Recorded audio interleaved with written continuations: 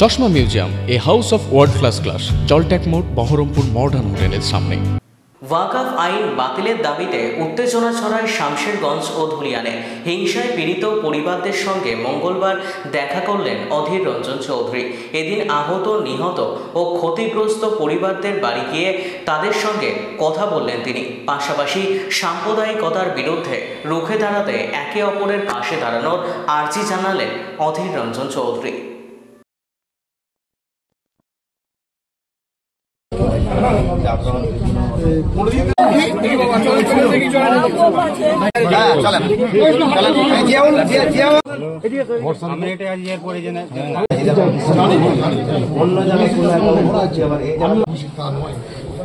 মুসলমানরা দুঃখী, কিন্তু খুব দুঃখী, সাধারণ মানুষ খুব দুঃখী।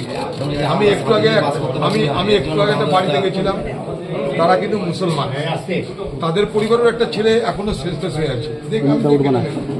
ওদের ক্ষতিটা কিন্তু সকলের পক্ষে হয়েছে। আমি আজকে সকালবেলায় বহরমপুর হাসপাতালে গেছিলাম, বুঝলেন, আজকে সকালে। সেখানে যে 3টে বাচ্চা ছিল, একটা বয়স 11 বছর থেকে 12 বছর। তার এইখানটায় গুলি লেগেছে, একটা কিডনি বার হয়ে গেছে, কেউ এগুলো জানে না, বাইরের লোক। সেখানে গিয়ে হাসপাতালে গিয়ে 3 জনকে দেখে এসেছে। তার মধ্যে একজনের অবস্থা খুব খারাপ, অল্প বয়সে, তারা কিছু জানেই না।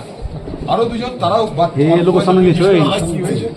কি জানে। আমি মায়ের ওষুধ আনতে গেছিলাম, পিছন থেকে গুলি লাগলো বাড়ি। এখনো সে উঠতে পারছে না, তার বলছে তার গুলিও বার হয়নি।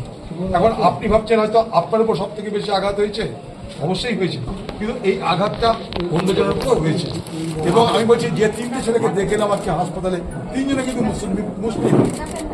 মানে আমি এই জন্য কথাটা বলছি যে এটা যে হিন্দু ক্ষতিগ্রস্ত যে তা নয়, মুসলমান একইভাবে এবং বেশি হয়েছে আমার মনে হচ্ছে। কারণ আমি বলছি, দেখুন, সুতিতে একটা মুসলিম পরিবারের ছেলে মারা গেছে গুলি খেয়ে, সে ছেলেটা পরিযায়ী শ্রমিক, সে মারা গেছে। আমি নিজেকে 3টে হাসপাতালে দেখে এলাম, তাদের কিন্তু খবর বাইরের কেউ জানে না, আমি গিয়ে খুঁজে বার করে দেখে এলাম। এরকম কিন্তু অনেক লোকের হয়েছে, জানেন তো।